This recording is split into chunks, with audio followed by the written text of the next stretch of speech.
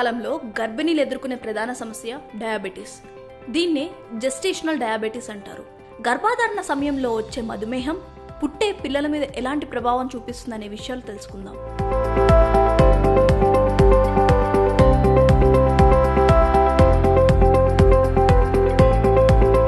సాధారణంగా గర్భం దాల్చిన తర్వాత హార్మోన్ల మార్పుల వల్ల, జన్యుపరమైన కారణాల వల్ల ఇన్సులిన్ రెసిస్టెన్స్, అధిక బరువు, శరీర తత్వం బట్టి రక్తంలో షుగర్ శాతం పెరగడం జరుగుతుంది. ముందు నుంచి షుగర్ లేకుండా గర్భధారణ సమయంలో షుగర్ పెరగడాన్ని జెస్టేషనల్ డయాబెటీస్ అంటారు. ఇది సెకండ్ ట్రైమిస్టర్, మూడో ట్రైమిస్టర్ లో బయటపడుతుంది. ఈ సమయంలో షుగర్ కంట్రోల్లో లేకపోతే ఉమ్మనీరు పెరగడం, బిడ్డ బరువు అధికంగా పెరగడం, నెలలు నిండకుండా కాన్పు అవ్వడం, కాన్పు తర్వాత అధిక రక్తస్రావం వంటి సమస్యలు ఎక్కువగా ఉండే అవకాశాలు ఉంటాయి.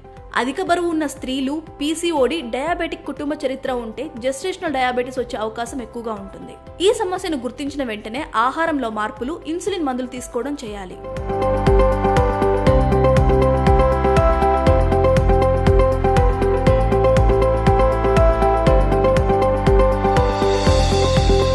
గర్భిణీల్లో ఎక్కువ దాహంగా అనిపించడం, ఎక్కువసార్లు బాత్రూంకి వెళ్లాల్సి రావడం, అలసట, చూపు మందగించడం వంటి లక్షణాలు కనిపిస్తే వెంటనే డాక్టర్ని సంప్రదించడం మంచిది.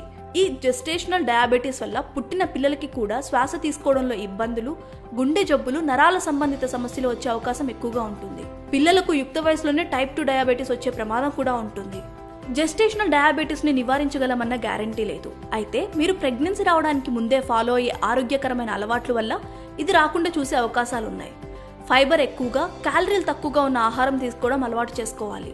అయితే ఆహారం తీసుకునే మోతాదు మీద మాత్రం ధ్యాస ఉంచాలి. ప్రెగ్నెన్సీ సమయంలోనూ ఎక్సర్సైజ్ చేయడం వల్ల మిమ్మల్ని మీరు జెస్టేషనల్ డయాబెటీస్ బారిన పడకుండా కాపాడగలరు. గర్భధారణ సమయంలో ఆరోగ్యకరమైన రీతిలో బరువు పెరిగితే పర్లేదు, కానీ అనారోగ్యకరమైన రీతిలో పెరిగిన బరువును కంట్రోల్ చేయాలి. వైద్యుల సలహా మేరకు ఆరోగ్యకరమైన విధానాన్ని అలవర్చుకోవాలి.